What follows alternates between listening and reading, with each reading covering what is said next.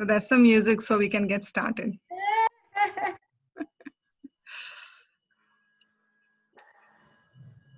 Shall we start?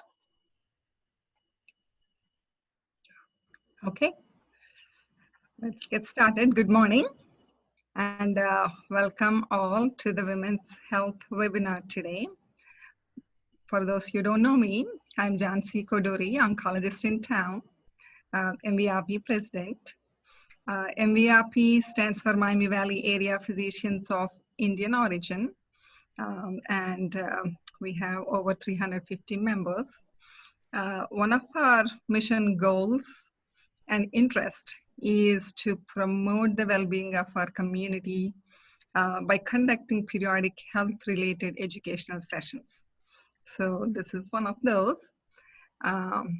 Any of you know the significance of May 28th? It's International Day of Action for Women's Health. And that's the reason actually we chose close to that day to hold this seminar. This seminar highlights the diseases and health challenges that are common to women. I claim women are the key in maintaining healthy families.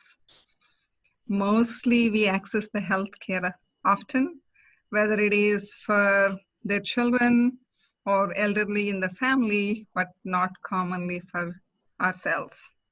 So I'm so glad to see many of you join today, taking time for yourself and learn about women's health. Now, if you look at the screen at the right-hand top corner, there are two buttons. If you click on the gallery view, you will be able to see everybody. Can you all show your faces? I don't see anybody. Video, whether you're cooking, gardening, cleaning, in your pajamas, it doesn't matter. This is Zoom. So we would like to see your smiley faces. There you go. Hi. I see some of you. It will be nice to see more smiling faces there. Hey, hey, hey. Nice. It's okay if you don't have pants on. This is Zoom. We can still see your smiling faces and get happy. Thank you all for joining. I want to acknowledge Aditi Agarwal. She's a president of India Club of Dayton. Sarita Wallabaneni, president of MATA, and Zilpa Patel, president of Umang, for endorsing this meeting and encouraging the members to participate. What do we all have in common? All major organizations in town are led by women. Yay, women power. So I hope you enjoy it. So if you go to the screen to the far right-hand corner, that is the speaker view. As we start the program, I would like you to use that so you can see our speakers on the full screen. Is that good? So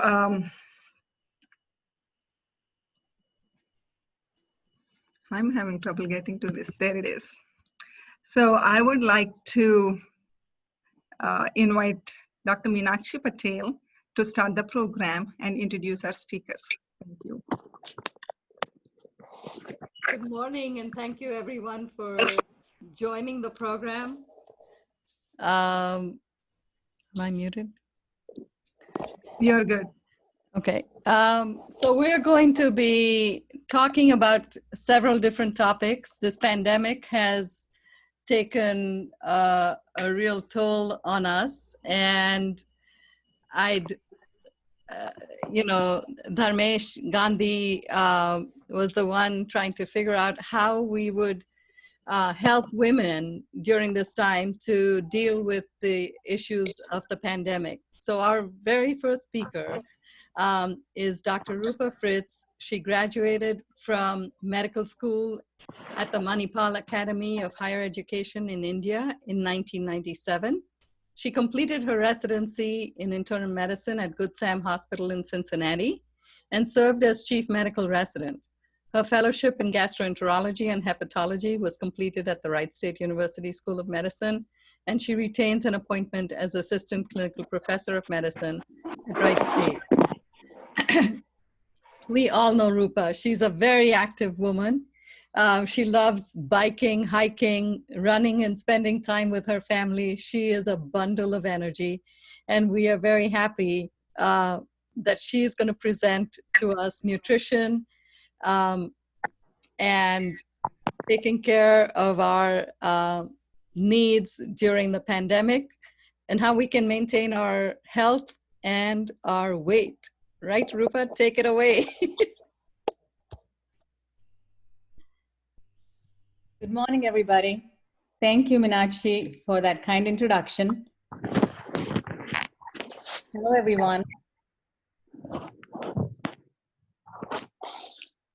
First, housekeeping tips. Everybody who just joined, would you kindly mute yourselves because we will get too much background noise. Second, again, go to speaker view so that we can see slides.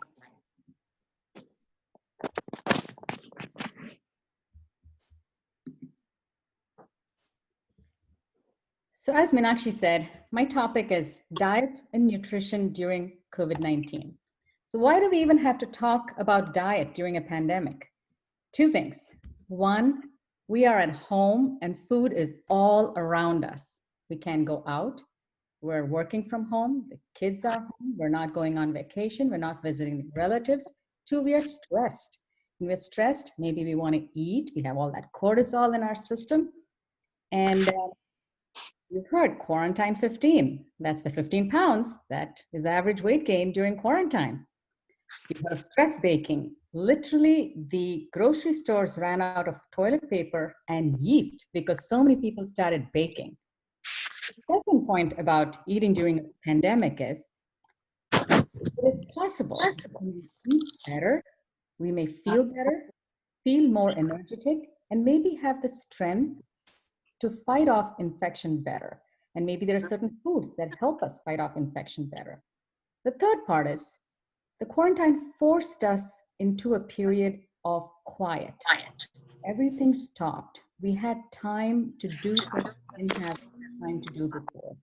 And maybe the habits that we learn, and it takes 6 weeks to 10 weeks to learn a new habit, can last long after this. So let's talk a little bit about how to eat and how to drink and how to maintain nutrition during a pandemic. First one, eating scheduled meals.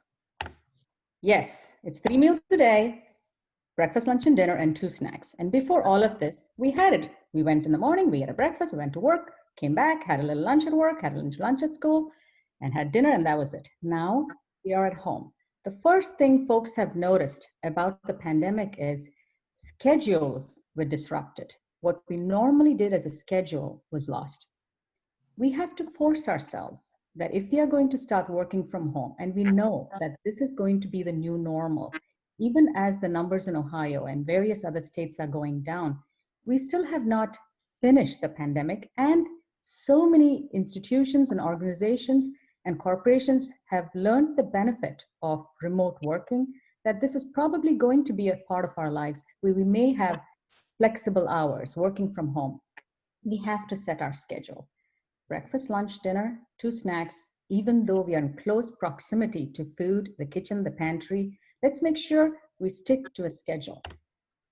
Second, eat a balanced diet. When we went through this pandemic, a lot of us tried really hard not to leave the house. And yes, we stocked our kitchens and our pantries. Continue those good habits. Make sure that the house has foods that are easy to convert into nutritious, balanced meals. And don't forget frozen foods. Breads can be frozen, and make sure the bread always is whole grain, high fiber bread. Even if it's a pancake mix, even if it's a waffle, the children will eat what is at home and what their mother puts on their table.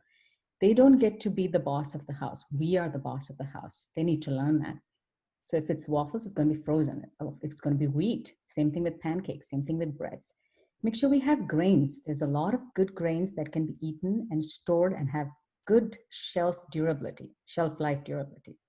Fruits, some fruits last much better on the in the fridge than others. And frozen fruits have just as much benefit as fresh fruits. Vegetables, sauces, soups, broths. You can take a tomato soup, put wagarne or spices, and make it into a nice rasam. Broths, milk, eggs, cheese give us protein and calcium, also easy to store in the house. Beans and legumes, most Indians are vegetarians, and a predominant part of our protein comes from beans and legumes. Dry beans are extremely shelf stable, cheap, easy to rehydrate overnight, and we have so many recipes that we can work that into our day-to-day lives.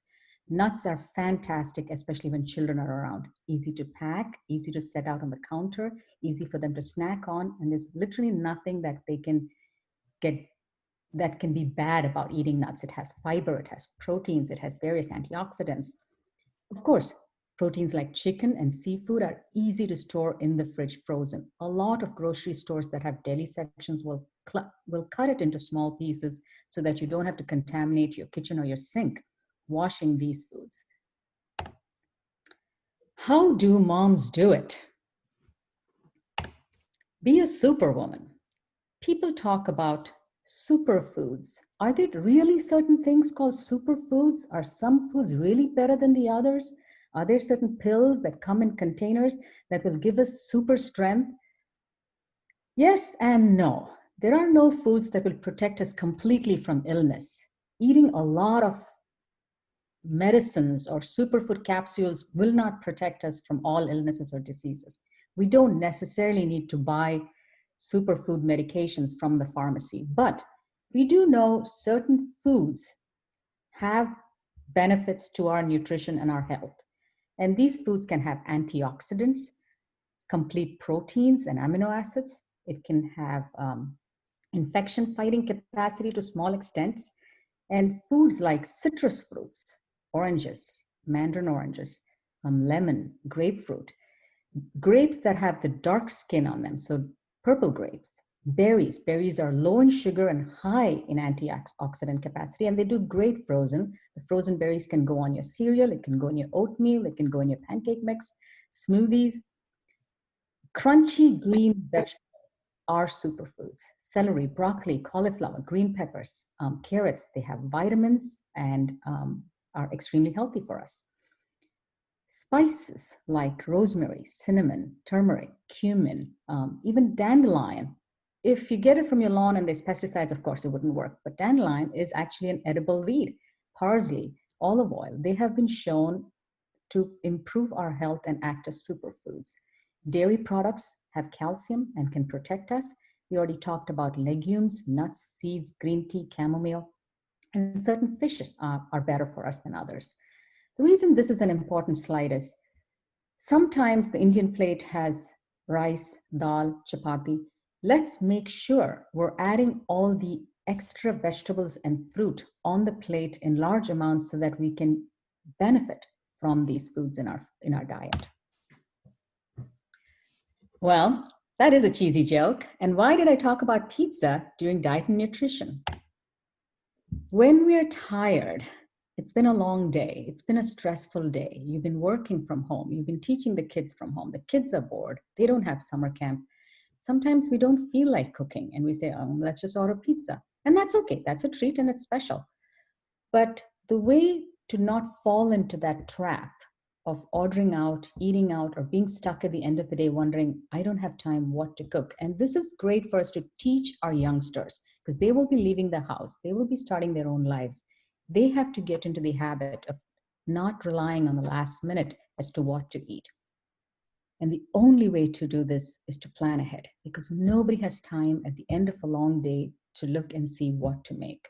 But this takes dedication. It takes organization. It takes spending a little bit of time, maybe at Sunday afternoon or Sunday evening to say, all right, this week, let me see what's in the fridge. Let me see what I'm buying. Let me see what's frozen that needs to go. Let me see what the kids want to eat. And visualize and make a little note, and you can get all these really pretty weekly meal planners online and Etsy, on Amazon, that you can put on the fridge and write down, what's this week going to be? When they come in, anybody comes in the kitchen, what are we going to eat? Well, let's go look at the calendar. It's right there. This is what we're eating. Don't eat your snacks. Food is coming. So yes, this takes a shift in how we think and how we plan our day-to-day activities. But this will be the key to having us rule our eating as opposed to the eating ruling us.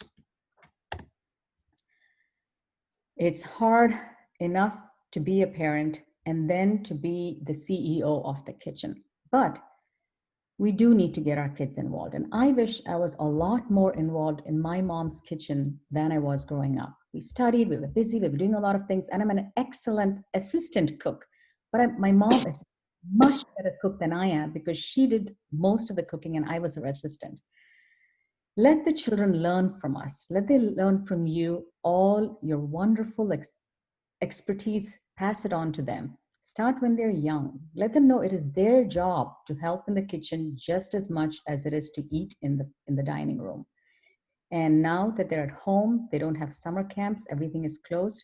Depending upon their age, make it a teaching experience, a fun teaching experience. Maybe they can write lists, maybe they can measure, maybe they can see how liquid becomes solid, what happens when you heat something, what happens when you caramelize something. Look online, what is Maillard's reaction? Let them discover the science. The good parts about this, they get familiar with the kitchen, they get comfortable. They're learning every year a little bit more than they knew the previous year. So when they're ready to leave the house, they have a very good base of knowledge to take with them. Second thing is they might be more interested in eating what they cooked than mom putting up something in front of them and they're going, I don't want this. Well, they made it. They're excited about it. And you can be babysitting while they're helping you in the kitchen. Yes, they're not really helping. There is much more mess when they're there than they're not, but this is important. So the quarantine, when they're with us all the time, is a great time to get them involved. Fiber is key. Fiber is gold. The Indian plate a lot of times has rice, and the rice is white rice, and it has some dal and it has some vegetables. We have to make sure that that rice is a high fiber rice, and that is a big change in our habits. More and more people are adopting high fiber rice. They're adopting brown rice. Chinese restaurants provide brown rice. The Thai restaurants provide brown rice. We have to be thinking more about brown rice. We know South Asians have a high rate of cardiovascular disease at a lower weight or a lower body mass index.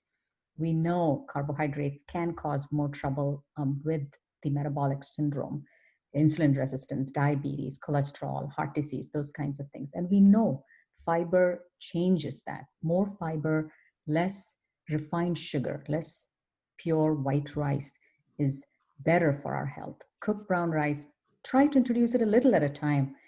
Of course, chapati, whole wheat, beans. Indians do a great job with beans. We have recipes on recipes and recipes that have different types of beans. Let the plate have mostly beans, less white rice, and lots of various fiber. And sabji has to be, most of the plate has to be sabji, a little bit of the plate may be rice, and then of course beans. Everybody wants to snack. And I have found for myself and for family and even at work, what snack is kept outside is what people are going to eat when they go back and forth. If at work there's carrots and a dip, people will eat the carrots and the dips. This is before quarantine, of course, and before COVID-19. People were eating what was out available. If chips were out, people ate the chips. If Halloween candy was out, people ate the Halloween candy. So we all know what healthy foods are. We know it's in our kitchen. We know it's in our fridge. Put it out there. If you can put it where children and us, where we can visibly see it, and if it's cut into sizes that we can snack on and grab and go, when we're bored or tired or just a little bit hungry, waiting for a meal, we will have these foods available. Guacamole, excellent. Avocado is a wonderful source of nutrition, and it's good fats, healthy fats, and it keeps you full. Hummus, cheese pieces, spiced nuts, apple slices with peanut butter, celery with peanut butter. a piece of dark chocolate is an excellent dessert. Frozen vanilla yogurt with frozen fruit is a great dessert. In United States recipes, almost every recipe, you can cut the sugar by 1/4, and you can replace 1/4 of all-purpose flour with whole wheat flour with almost no difference to the taste and definitely a benefit to health. Make it fun. Have fun eating at home. Make it a picnic. Have the children plan a program. A lot of times we're not feeling like going out to eat where it's a restaurant that is indoors, where there's air conditioning, where there's a lot of recirculated air. Make it fun to eat at home. Get the family involved. Ask them whether they want to look up a recipe online. We'll make the recipes. Reconnect. Life has become so busy. We're all doing 100 different things. Let's all stop, eat at home, and reconnect. You've heard this 1,000 times, and I'm going to tell you the 1,001 time. A lot of times when we are hungry, we could be thirsty. A lot of times we are not getting hydrated. A lot of times we're too busy to drink fluids, and maybe water is boring. Flavored water with the sugar-free flavored water, just a little bit of it is better than drinking juice or sugared soda or sugared beverages. Soda water, it should just have 4 words. I have one right next to me, actually, right here. Sparkling water. It has to say carbonated water, natural essence, nothing else. There should be no other words in it. Carbonated water, natural essence. That's CO2, H2O. Keeps you hydrated, and it feels like you're drinking something fizzy. Fruit infused water. You get little water bottles that have an infuser in the middle. You put your fruit in there, or you put your lemon in there, tie it up, and you get fruit infusing into the water all day. Tea is extremely healthy. They have a lot of antioxidants in them. You can have different types of tea without sugar. It is amazing how full you feel, how hydrated you feel, how much better the whole body, including the colon, will work if we all remember to stay hydrated throughout the day. Thirst alone might be towards the very end, but if we can make it a habit to stay hydrated, a lot of times hunger pangs are vanquished. And a lot of times we may eat a lot less at a meal because a part of that was thirst. Though people think, oh, everything is opened up again, COVID is gone. It's not gone. They worried about a second surge. We haven't finished our first surge yet. Yes, the numbers are coming down, but the graph is still high. And yes, Ohio is doing a lot better than some of the other states. But it is not unreasonable for everyone, especially elderly or immune suppressed or children, to avoid places where there are a lot of people. And yes, the market is one of them. So when we go to the market, let's all stay organized. We have our shopping list. We buy everything we need. We make one trip, ask our neighbors who's elderly or relatives and say, I'm going, anybody need anything? And if your kitchen had way too much stuff that you bought, a lot of people have no jobs, they've been furloughed, money is tight, food pantry lines are long. This is definitely a time we can help others if we have extra food. Ask around in your neighborhood, your friends, and share our bounty. Online shopping is excellent. The local groceries, whether it's Kroger or Meijer, they all have an app. You choose the foods you want, you put your zip code, you know which grocery store it is, they tell you what time to drive up. Yes, there may be a small charge, but the truth is, you're so careful about what you put in your shopping cart, and you do the shopping cart all the week. So you say, oh, I'm gonna put milk today, and then you walk around on your phone, you say, oh, I have to add this. So by the end of the week, you have a curated shopping list of only the things you need, nothing that you don't need. And admit it, when you go to the grocery store, there are 4 things you bought that you didn't need, didn't mean to buy, that you ended up spending on, that you probably could have done without. So you may actually end up saving some 1 money. minute. 1 minute. Go ahead. 1 minute. Okay. Stay safe at the market, wear a mask, carry wipes, and stay obsessive about anti-infection policy. This is not over, it is still with us. Eat out safely, be careful, eat outdoors as much as possible. Don't drink too much. Lucky, most of us Indians don't have the cultural habit of drinking, so that helps a lot. But there might be stress in life. Be careful with family members. Watch the booze. Dr. Patel will talk to us how to manage stress. And that is our 12-step program for eating well. And thank you very much. Everybody stay happy, stay healthy, and stay safe. And thank you for the opportunity to talk to you today.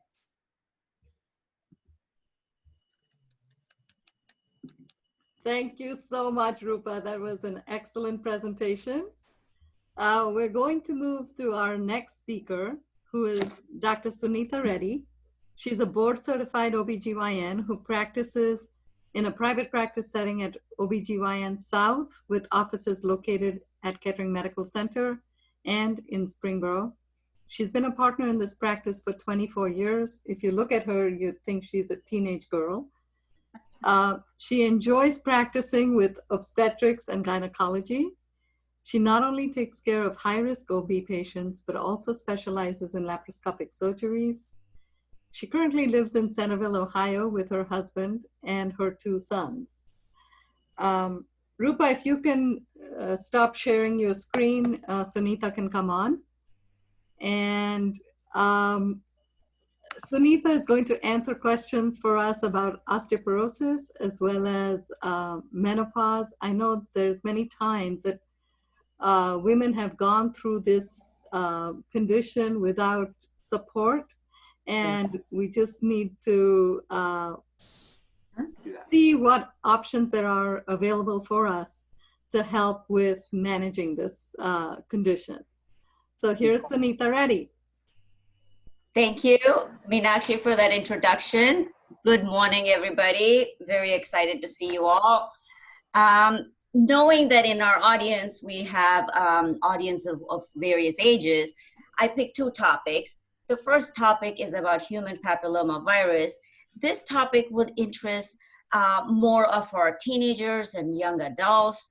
And the next topic, I think, will be more targeted to answer the healthcare needs of our older patients. So without wasting any time, I'll just go ahead and talk more about the HPV virus and how it's relevant to our healthcare and what we can do to decrease the risk of HPV infections and how we can protect ourselves. Now, what is HPV? This is a very, very common, to be honest with you, the most common sexually transmitted infection in the world. And when we hear the term sexually transmitted, it kind of makes people feel like, oh, that's not going to be me. You know, for most of us, that may be true. But as our kids are growing, it's very important for them to understand that this is an infection that's out there and that's a very, very commonly transmitted infection. Now, most of us will say, well, what does this virus do? Well, this virus, like I just said, it's the most commonly seen virus in the world. It's very, very common in India. People just don't talk about it. The good thing about this virus is most of us who carry this virus will never know we carry this virus because most of us will lead normal lives, never ever knowing that we have a problem. But some unfortunate people will end up having problems with this virus. This virus can cause genital warts. Warts are something we can all get even on our hands and toes and elsewhere. Close contact, especially sexual contact, will lead to the transmission. This virus causes warts. It can cause it anywhere in the body, but again, I'm going to be talking more in the realm of genital warts. Because warts and this virus can lead to cancer. And as you can see there, it's relevant to us because it can cause cervical cancer, throat cancer, vaginal vulvar cancers, anal cancers, and penile cancers. Now, like I just said, most people who carry the virus will never know that they carry the virus because they don't have any problems from it. But as you can see in this chart, in this pyramid, the bottom heavy is the warts. Thankfully, most people from this virus will only get warts, but there are some who get cervical cancer, and then some will get throat cancer, and some will get many other cancers as it is listed in this pyramid here. Now, knowing that this is the most common virus, and people can then say, well, why doesn't it get treated? Because there is no treatment for this virus. But obviously what we can work on is preventing from getting this infection. So what are the prevention strategies that we talk about today? The most common thing or most important thing for a young teenage and young adult patients to know is about safe sex. When we talk about safe sex, we talk about how you want to delay being sexually active. You want to use barrier methods of contraception like condoms. You want to keep it in a monogamous relationship. You do not want to have multiple sexual partners. So this is one way that you can prevent yourself from contacting this infection in the first place. Say somebody gets this infection, unfortunately. The next best prevention strategy is early detection and treatment. Because when it is diagnosed early in the course, it can be fixed very quickly. So all of us, including our young teenage adults and all of us, should have a yearly exam done once a year from your family doctor, from your primary care doctors. And then comes the vaccine. Well, the best time to get the vaccine is before you're sexually active, before you've been exposed to this virus. But the vaccines will still help you even if you get it after sexual activity starts. This vaccine is a course of 3 doses. You know, it's given at intervals of like 0 time and then 2 months and then 6 months.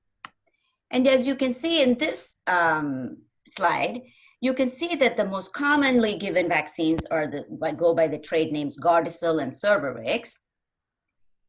When it first came out, this vaccine was only approved for young girls from ages 9 to 26. But now it's approved for young boys, it's approved for men, and it's also approved for women until the age of 40. More and more studies show that even adult women up until the age of 40 will get the benefit of this vaccine. Now, what is the rationale behind giving this vaccine? Well, obviously, we already talked about how this is the most commonly seen virus in the world, how most of the time people who carry the virus will never know they have this virus until they have a problem, until they're diagnosed with an abnormal pap smear, until the gynecologist says, whoa, wait a minute, your pap smear is abnormal. We may have to do some type of extra testing to see that you don't have cervical cancer. So it makes absolute sense to do everything we can to prevent getting this infection. Now, over time, this vaccine has been around for 15 years, and there is no doubt, undoubtedly, the safety of this vaccine is very. So, in a nutshell, I want to kind of summarize what we talked about. Knowing that this is a very common infection, knowing that the term sexually transmitted infection kind of scares us all, making us think that, hey, that's never going to be me or that's never going to be my child, only to know that in a practical sense, that's not true. So we have to take this seriously, and we have to have a conversation with our young children about the importance of safe sex. And as mothers and as parents, be aware that this vaccine is extremely safe, and this should be offered to all our young children. So we will have a generation of young people growing up that probably will never have to worry about genital warts or cervical cancer or any other cancer. So that is, in a nutshell, a talk about HPV virus and HPV vaccine. My next talk now will be more targeted to our older audience. We all want balance in life. Now, when we talk about balance in life, of course, we want to have balance in hormones too. The time in our lives that most imbalance in our bodies is menopause. And by definition, what is menopause? Menopause is when our ovaries have stopped working. There's no more eggs being produced. We cannot have babies anymore. We do not have periods anymore. The average age of menopause is 51. It can happen anywhere between 45 and 55.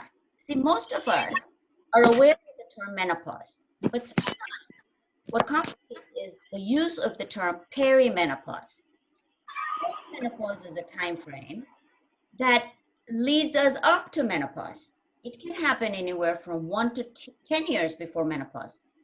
So usually perimenopause happens in our 40s.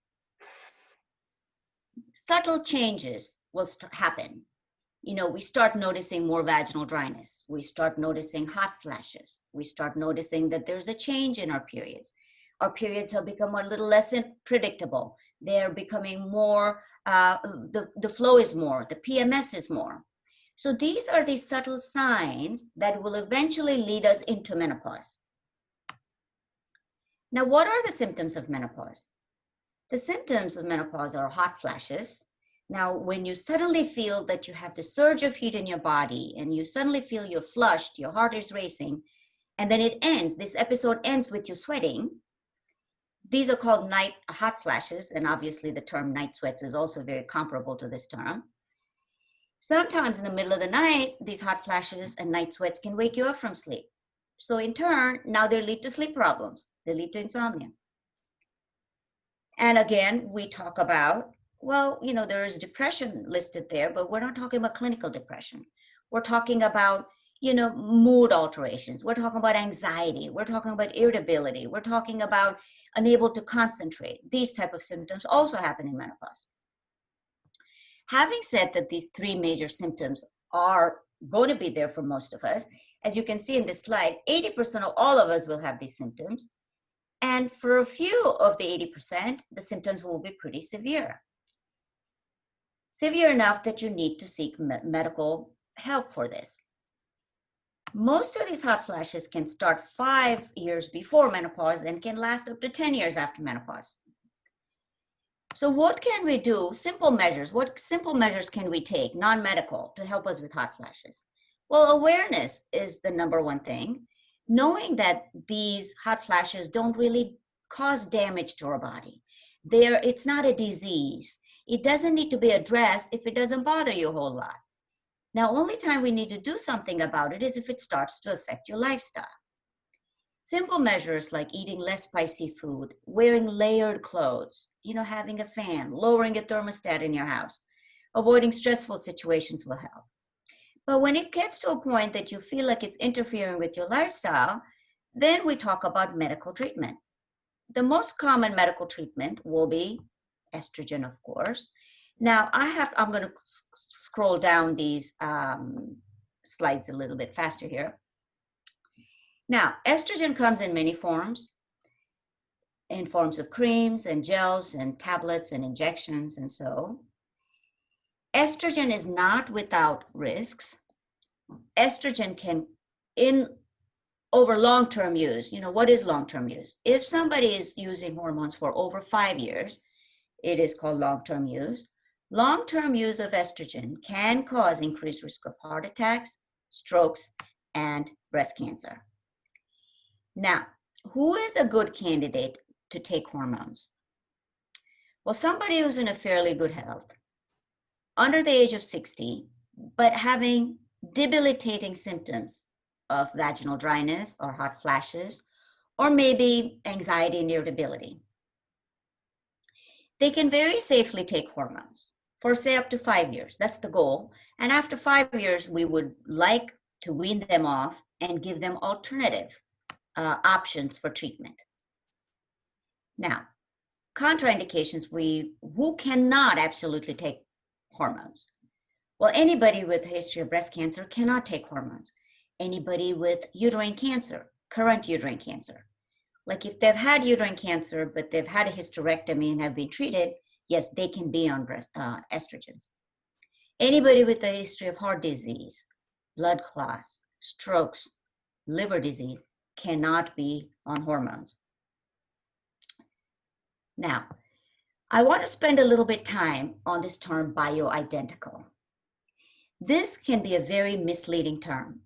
You know, somehow in our popular culture, bioidentical has come up to be a fantastic term, meaning, well, they're so identical with my body that really these are the most natural hormones and they cannot do any harm.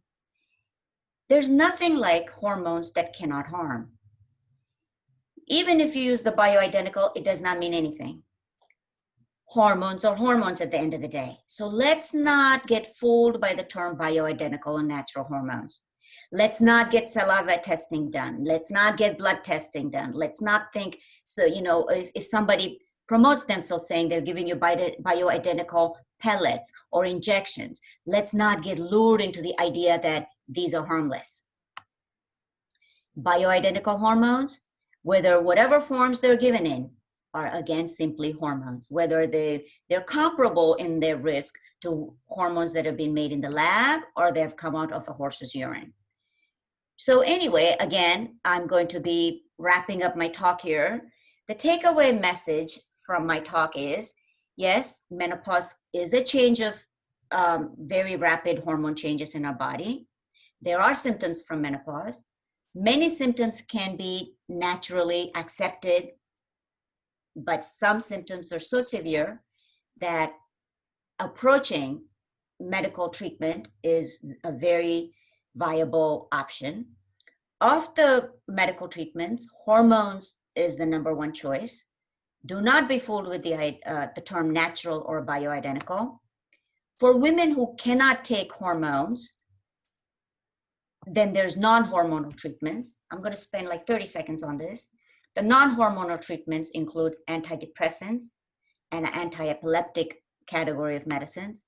The antidepressant medicines are like Wellbutrin, Celexa, Lexapro. These really help many of the symptoms of menopause. Well, these symptoms will not relieve vaginal dryness. They can help you with irritability. They can help you with hot flashes, but not vaginal dryness. And then there is the gabapentin also that can be used as an alternative to hot flashes. Well, I'm going to be ending my talk there and go from there.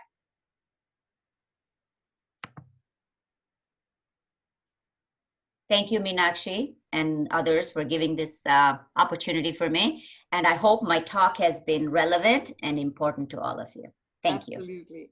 Thank you so much, Sunita, for an excellent talk. I do want to move on in the interest of time. A couple of things. I want everybody to know that they can ask questions either through the chat room or they can text Dr. Koduri or myself privately on our phones if they have questions, and we will take questions at the end. Jhansi? I just want to say, please, everybody stay muted through the presentations. If you unmute yourself, that's kind of giving interference when the speakers are talking. Sunita, Yeah, can you unshare so I can share my screen? Yes, go ahead. The next speaker is Dr. Amita Patel. It's not letting me share. Can you unshare so I can share my screen? Okay, I can now. Okay.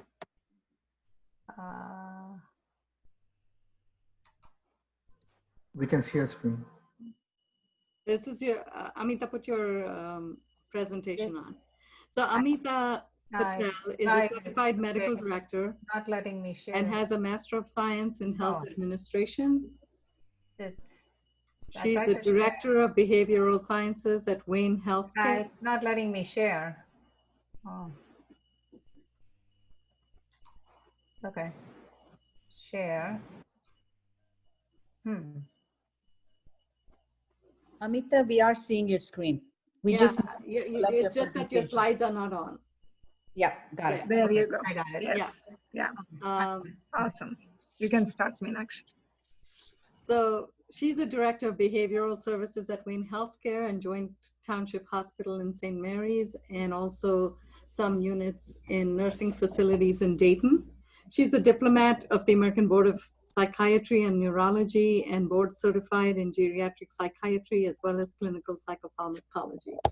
She's a leading clinician and an educator in the area of geriatric psychiatry, and a member of numerous professional organizations, including AAGP, AMDA, and the American Psychiatric Association, to which she was elected as a distinguished fellow. She's been the recipient of several awards, including the Clinician of the Year Award in 2005. And in addition to patient care research and teaching, she serves on numerous committees and boards. We're privileged to have her speaking to us on coping with stress in women, especially during the pandemic, but in general. And again, please feel free to ask questions either through the chat room for any of our speakers or text us directly. Thank you. Thank you for that kind welcome. And our topic today is personal wellness plan to cope with stress in women, especially during the pandemic and in general. So what is stress? Stress is really your body's response to daily events that occur in our life. Stress can be positive and motivate women to achieve really notable goals. But stress can also be negative and really destructive, taking really a toll in many life areas. When stress becomes really chronic or excessive, it becomes really harder to adapt and cope. Stress really builds up so that stress seems like a normal way of life for really a lot of women. And many a times, women are so busy that they really do not take time to slow down long enough to think about how stress is really negatively affecting them. And that's really true for us. So really during this pandemic, the stress has really increased for women, especially if you're working from home. Children are home from school. They do not have any activities. So you're trying to work, trying to help kids with their schoolwork, trying to cook, clean, do everything, and without any activities. So you have added stress level, helping them with school work and also to keep them busy and occupied at home. You have extra cleaning because you're trying to keep them safe. So the stress has really increased. And if you are working outside of home during this pandemic, then you do not have any childcare. So you're trying to struggle finding childcare for them and also to keep them active during this time. So you really have increased stress during this time. So what are some of the symptoms of stress? The symptoms of stress can be divided into various areas.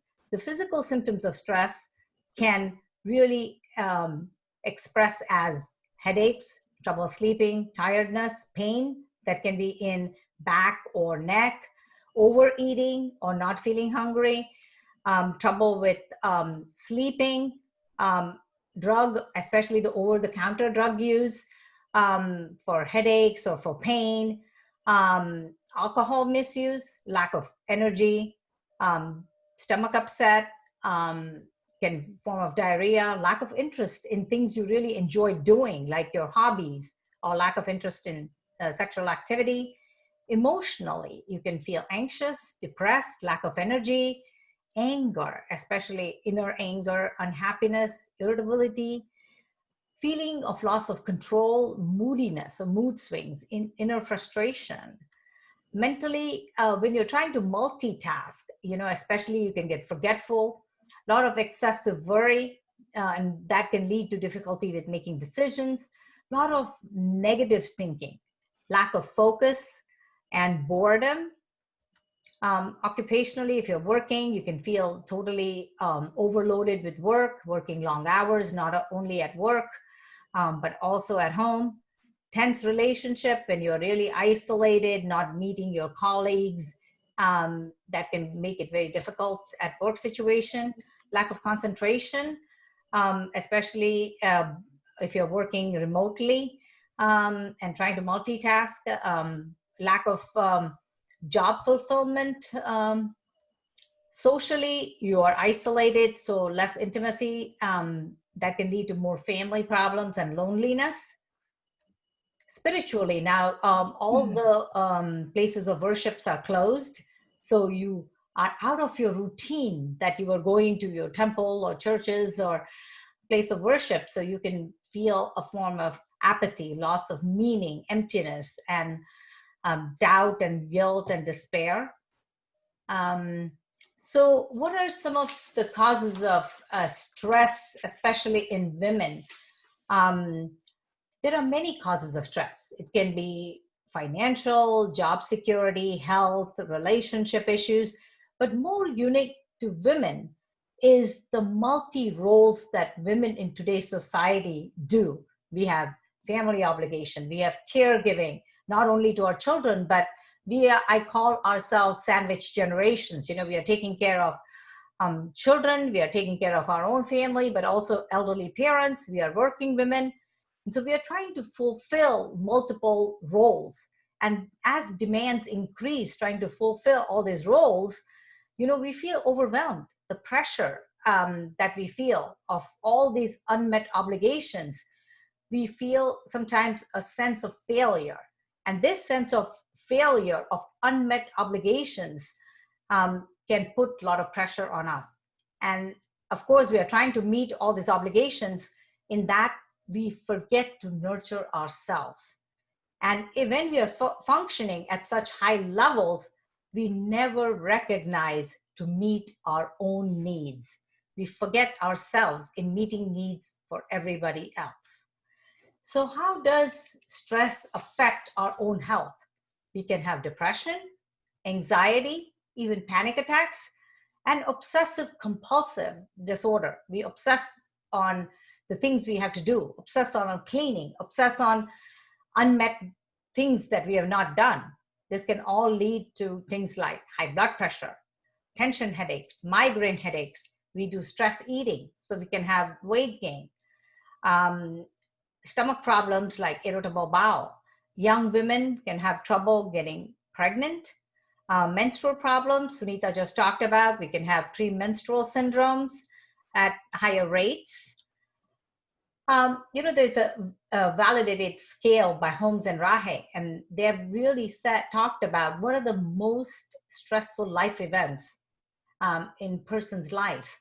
And that is loss of spouse, divorce, marital separation, imprisonment, death of a close family member, serious injury or chronic illness, even just marriage. And especially when there is too much togetherness now without going out, when both spouses are working together, children are home, you have added responsibilities, you know, during this COVID isolation, that can increase the stress.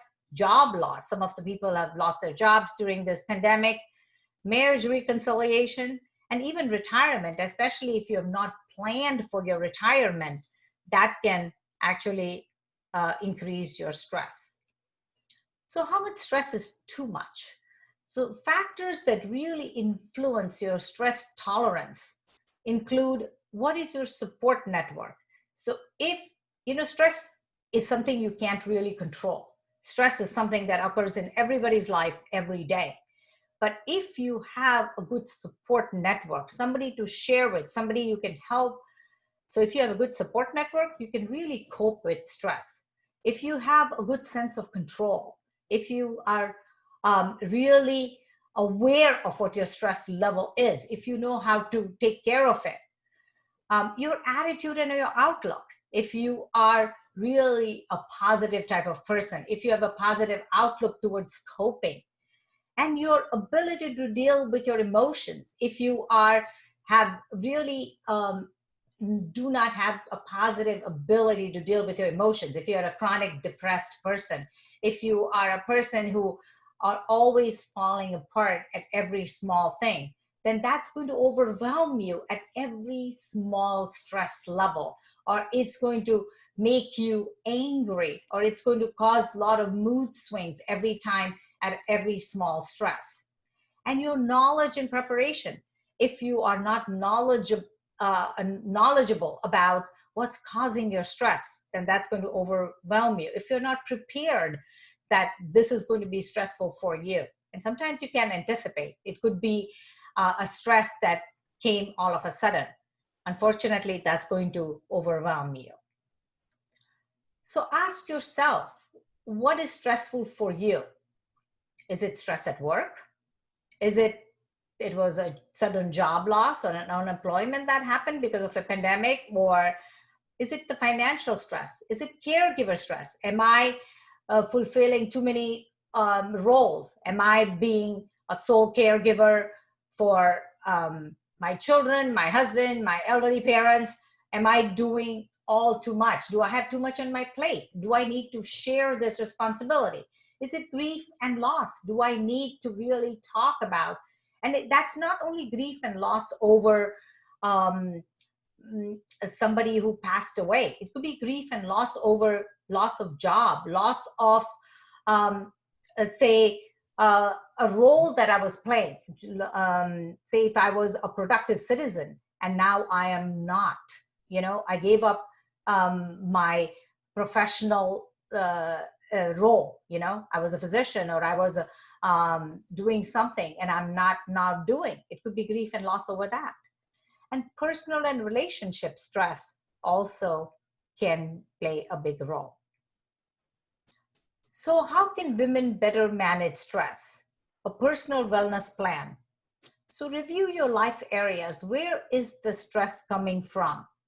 And identify small goals and be aware of what needs to be done. And I'm going to give you a very simple example. Stray, you are a woman with 3 kids, and you're a working woman, and your kids are in multiple activities. Your day goes in working, you're coming home, you're running your kids to multiple activities. So you come home and you're running the kids to all the activities, and you come from all the activities, you're serving dinner, then you're planning, helping them with homework. And after that, you are packing their lunch for next day. By the time you get to bed, it's 11 o'clock. There is no time for you. You're totally exhausted. You're getting up in the morning, giving them breakfast, giving them lunch, getting them to school.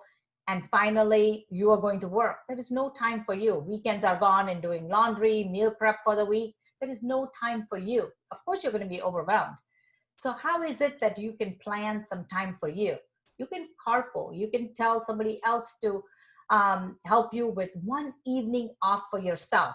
You can share the responsibility and get 4 hours on the weekend for you.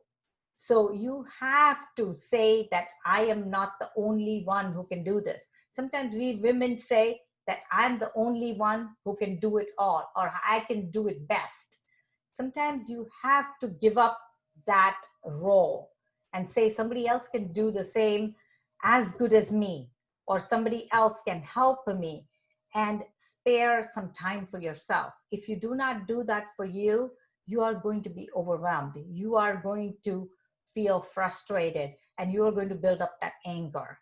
So set measurable targets, move in the right direction. You have to spare some time for yourself, and identify resources who can help you, and use useful resources to reduce some of the potential problems. So start with small goals, set up time limits that I have to accomplish this within the next 4 weeks to make sure that I set up this time for myself, and evaluate progress. Can I do this? And let the kids help you. Let somebody else help you with this. Say, for example, reflect on the sources of stress and offload some of that stress areas, and face the change and accept the challenge and opportunity, and not as a threat that you can't do it all and you are the best to do it. Like even for caring for your parents, somebody else can help you. You are not the only one who can do it best. Focus on the present, stay in the present, and don't worry about the future. If you project too much into the future, it can overwhelm you. Listen to your mind and examine the benefits and how to influence life. Integrate love, work, and play, and learn how to fully enjoy each of these areas, and practice acceptance. Accept what you can change and what cannot be changed. And you have to let go of what you can't change. You have to really let go of what you can't change, and can't dwell on it, because otherwise you really be sad. Okay. So for example, accept and care for yourself like you do for others. We are really good at taking care of others, and we have to include that in ourselves. Seek help. We all need help, and reflect on the aspects of life which you are grateful for. Eat a lot of fruits and vegetables, like really Rupa said, because processed food will really sap the energy out of you. Don't allow yourself to dwell on the negative. Smile, and you've got this. Write it down. Make measurable goals. Journal. Take a break.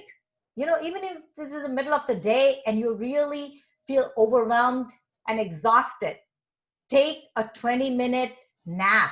Even if you're at work, lock yourself in the office and do some deep breathing, take a really 10-minute relaxation time. Get organized. That will really, really help you. So how can women better manage stress? By practicing healthy life strategies to cope with stress. Physical, exercise. Practice relaxation techniques like yoga, meditation, relaxing music, eating healthy, Mediterranean diet, fruits, vegetables, getting enough sleep, 7 to 9 hours at night. And emotional, express yourself, positive emotions, and work towards healthy lifestyle. One motto I would say is never go to bed really sad or angry. Deal with your emotions on a daily basis. So if you're really mad or sad, deal with it before you go to bed. You are really going to dwell on it at night. You will not sleep. You have to really find a friend. You really have to journal or something before you go to bed and deal with your emotions on a daily basis. You really find it to be very, very helpful. Like even when you have children, get them in bed and ask them, what was the best part of your day today? So that way you learn to get them to talk to you about positive things, and ask them, what was the bad part of your day? So you will ask them and they will process what the negative was. So when you ask them that, they will go to bed also talking about and letting go of their negatives and thinking about the positives.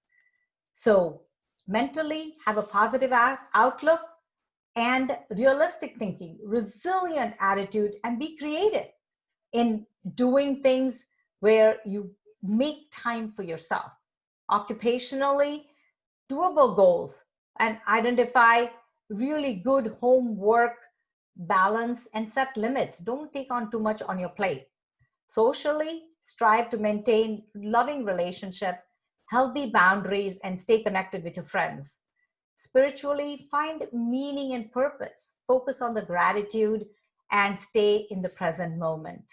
So to summarize, I'm going to summarize by saying what we really need to do to stay balanced and healthy. Find a balance, and we really need to learn to say no. We cannot always take too much on our plate.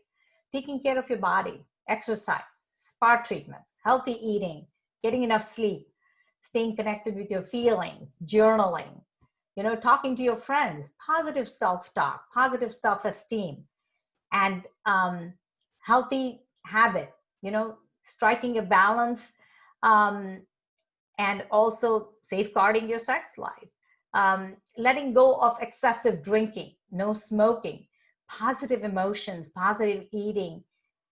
So I will end with that, and I'll be glad to take any questions if you all have. Thank you for this opportunity. Thank you so much. We are so blessed to have three wonderful presentations this morning from absolutely dynamic speakers. We do have some questions, and I'm hoping that all of you can stay and listen to the important information that they're going to give us. So the first question that we would go with is with Dr. Reddy. And the question was, what do you think about cohosh for menopausal symptoms, as well as do men need to be treated for trich as well as women? All right. Well, we talked about, bioidentical hormones. And we said, well, at the end of the day, all hormones, regardless of where they came from, are the same.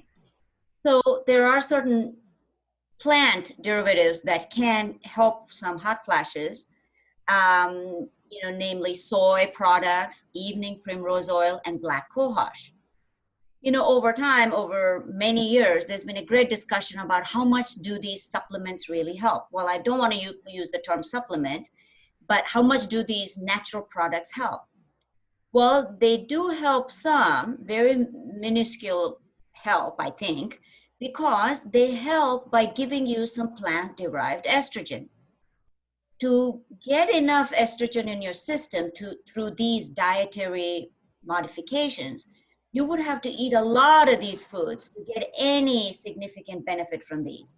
Like say if you're drinking soy milk, you have to consume a lot of soy milk to get any significant relief in your hot flashes. So the answer to this question is, I think people who are really desperate for treatment but who do not want to take hormones will kind of go towards these dietary supplements, but at the same time, it may act as a placebo in most of them, but there probably will not be enough clinical improvement in the symptoms. So that is about soy, evening primrose oil, and black cohosh. But it doesn't hurt to try. Well, you can always try and see if somehow a placebo effect helps you. Now, then the answer to the next question about does trich need to be treated in men? Yes, they do need to be treated because it is a sexually transmitted infection. Men and women give it back and forth to each other if one is untreated. It is obviously much easier to treat in women because the symptoms are much more evident in women, so it gets diagnosed faster. But if a female partner is diagnosed with trichomonas, then really the male partner should be presumptively treated for trichomonas. You do not have to do a test to prove that he has it. So Thank you. Thank you so much. The next question is for Dr. Fritz. The question is, do daily supplements help, and how important is it to have a good diet to help improve our immune system, and does it improve our immune system? Those are excellent questions.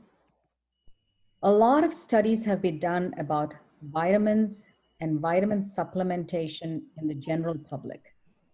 There is no proof that vitamin supplementation in the general public has definitely shown any benefit. They could potentially be some detriment, but we know that a lot of the population may be deficient in certain vitamins. Your doctor might be checking you for vitamin D. Your family may have osteoporosis. You might have a very extremely restricted diet that might not have any meat and develop a B12 deficiency. So there are rare conditions where certain vitamins might be needed to be supplemented. A person who has, for example, in the Gujarat area, something called celiac disease, they might require additional supplementation. But by and large, a person who's eating a varied diet should not require supplementation. That said, one regular strength vitamin, so not any of the mega vitamins, a regular strength multivitamin is not dangerous and not unreasonable. Immunity, we do know a person who has poor nutrition ends up having poor health. Prolonged poor nutrition leads to conditions, metabolic syndrome, diabetes, and we know for a fact that they have a higher risk of infections and disease. And we've seen that in the mortality rate in COVID. But just normal, healthy people taking immune protection medicines, it may not help. In fact, for example, there was a company that was selling medication to protect against cold or flus. They were sued and they had to take back all of their claims about protecting against infection, whether it was a school teacher who put out something that said that these vitamins will protect you, it has zinc, it has vitamin C. So there is no clear-cut proof that it will protect. There is definitely clear-cut proof that protecting against aerosol, so if everybody wears a mask or you wear a mask and you don't get the aerosol and you're staying away in a certain distance when there is a flu going around or a respiratory infection going around, is protective. So to come back to the summary of the question, if you and the family are taking a single chewable multivitamin every day or a hair and nails multivitamin every day, there is no harm because most of the time people will forget to take it every day or they'll take maybe half a dose daily. So there's no real danger of toxicity. It's usually not enough to promote good health because that only comes from diet. I have a couple of questions for Dr. Amita Patel. So one of the questions is, which antidepressant will not cause weight gain? And then the second question is, how do you keep sexual interest alive as you get older? And that could be either Dr. Reddy or Amita, both can get into that. The most common antidepressant that will not cause weight gain is Wellbutrin. because that works only with the dopamine and the norepinephrine system. That's the most common one. And to keep the sexual interest alive as you're getting older is to really actually have scheduled time to do it, to spare the time. And so you really have to schedule it. Sunita, do you have anything to add? I like Amita's answer, man. You know, schedule your. Well, I mean, from a GYN's perspective, as we get older, you know, vaginal dryness can be a detriment, well, to the desire of having sex because, you know, it starts to hurt. So using lubrication helps. Using estrogen creams to help you with vaginal vulvar health helps. Now, again, sexual desire is a very innate desire. It's a very complex desire. There is no easy way to make one desire sex. There are 3 different medications that have been approved recently to increase sexual desire. The most common, the most recent one, you have to use it as an I think a self-injection an hour before desired sexual activity. There can be some significant side effects, and studies show that it momentarily increases the risk for sexual desire. There's another medicine called Ali. It's an oral tablet that women have to take every day, and studies show that if you've taken it for 30 days, if you only ended up having sex once a month, then that medicine will make you want to have sex twice a month now. So, you know, how clinically, statistically significant these numbers are is a very debatable subject, but, you know, medication used to increase sexual activity is very minuscule as far as a gynecologist practice is concerned. But like Amita was saying, it really does need an effort. You need to invest in your relationship, you know, go on a date, have a glass of wine, relax, let your worries out. You know, all that will help. Well, that medicine double the sexual desire. One to two.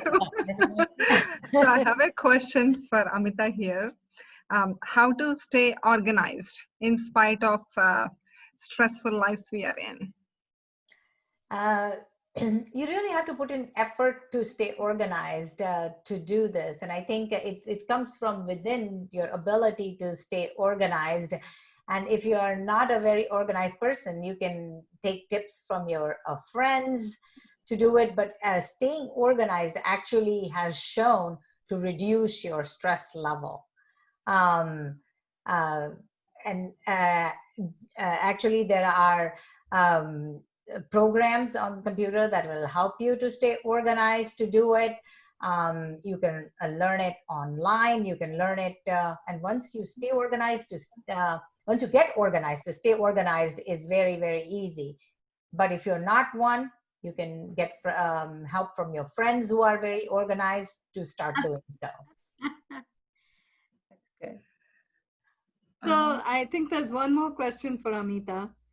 What are the signs of stress that are the hallmarks to suggest that you need to get medical attention, that it's not something that you can handle on your own? So what are those hints that you get that it's beyond just your own control? So if you really see that the stress level is starting to affect to the point where you cannot cope with it. Like for example, your migraine or tension headaches are daily. You are manifesting irritable bowel syndrome. It's affecting your sleep. If your mood swings are to the point where it's every other day mood swings, your depression is affecting your ability to function. Your anxiety is to the point where you're feeling anxious that you can't concentrate. So you should seek out help before it gets out of control. So I would say if you're seeing physical signs of it, any of the signs that we discussed, you should seek out help. Well, thank you so much. I think I'm going to turn it over to Jhansi to... Amita, there's one other question. There's one other question. Meenakshi, there's one other question. Somebody wanted to ask me about breast pain. You know, how common is breast pain, and how, you know, when do you worry about breast pain? In a nutshell, all women will have breast pain related to their menstrual cycles. 7 to 10 days before your period to have some breast tenderness is very common. It's very physiologic, and you do not need to worry about it. Now, breast pain in the realm of not related to your cycles, breast pain after your periods, like after your menopause, is not physiologic. And for those, you need, those situations, you need diagnostic testing. You need a physical exam, you need a mammogram, you need to figure out why it is hurting. So in a nutshell, with your period, cyclically is normal, but beyond cyclical nature and beyond menopause, it is not normal to have breast pain. I think we sort of answered this question for Rupa. Is it important for kids to eat healthy? Like, especially in our culture, we just want to feed and feed and feed more, and we like it when our kids are chubby. As a mother, this is the hardest thing in my life. And Amita, that's what gives me stress, that my child is not eating vegetables. But the thing I keep telling them is... That's hormones, we understand. 17 times. It takes 17 times for a child to like something. Second thing is, hunger is the best spice. If there is no snacks in the house, they will eat what is given. And third thing is, schedule meals without any other foods in between. And if you can even put a little bit of vegetable and protein and reduce carbohydrates, that, yes, children do need to eat healthy, because what happens is they may stay slim until puberty and a little bit beyond. But when they go to college and they're out of the house, we see that freshman 15, freshman 20, and then consistently we see patients in our office who that graph has gone up, and then they get metabolic syndrome, diabetes, high blood pressure, cholesterol. So even though they are slim now, if they don't learn the habits, how to cook, how to eat, how to avoid fast food, how to avoid sweets and snacks, they don't learn the tools when they're on their own, how to eat right and healthy. And it is the childhood obesity does increase the risk of adulthood obesity. So your kids will come back and blame you on this if you feed them too much. Yes. So this could be our last question. We have more questions coming in, but for the sake of time, we may choose to answer those questions individually. So, but this could be our last one. This is for Dr. Reddy. How safe is the HPV vaccine for teenagers? And what are the side effects that we may see? HPV vaccine has been around for 15 years now, and the safety and the efficacy of it has been proven again and again and again. It is an extremely safe vaccine, so it is highly recommended that all young boys and girls, teenagers, be given this vaccine. Now, having said that, all vaccines and all medications will have a potential for risks. Now, some of the risks are local effects, like there is pain, there's a little bit of swelling in the area, that type of, maybe a mild flu-like symptom, mild fever, those are very common with most vaccines. Now, there can be some dangerous risks like anaphylactic reaction, like extreme allergic reaction. Those are very, very, very rare, but can happen. In a nutshell, extremely rare because billions of doses have been given, but bad things, can they happen? Yes, they can, but very rarely. Great, thank you. So we have an email, Meenakshi, if you could share our helpline email in the chat room. So you can also send your questions to that email address, and we will get back to you. For the sake of time, I think we will end the session. I would really like to thank you all, three of you, for doing a fantastic job. Dr. Rupa, Fritz, Dr. Sunita, Reddy, Dr. Amita, Patel, Jhansi. We are blessed to have you in our community. Thank you. And Dr. Meenakshi Patel. Thank you so much for your wonderful introduction and keeping this program going. Dr. Dharmesh Gandhi and our health care committee team through MVAPI worked very hard to put this program together. I would like to thank you all personally. And of course, our tech guru, Ashwin Rao. Thank you so much for dealing with us, answering all the questions. Doctors dealing with computers is not a good thing. Thank you so much for all your help. You have so much patience. Thank you. We learned a lot today. We are hoping to hold other educational sessions as we move forward throughout the year. I really appreciate all the guests that participated in this event today. We sure like your feedback. So if you have certain topics you want to have webinars on, please let us know, and we will make it happen. As an organization, we have many members that truly would like to help our community. So we are blessed to have such a caring community. So please give us your feedback. Thank you all. Any other Thank you for the comments, opportunity. Meenakshi? Yes, thank you to all our speakers. I don't know if any of you have any last words. Rupa, Amita, Sunita. I think Thank you for the MVAPI, opportunity. yeah, and MVAPI has been dynamic. Very proud to be a part of this organization, and you guys are tireless. So thank you. Thank you for doing a good job, guys. Thank you for this opportunity. Thank you everyone for sharing your Saturday morning with us. We appreciate it. And with that, we'll end the program. Thank you. Thank you. Bye-bye. Bye-bye.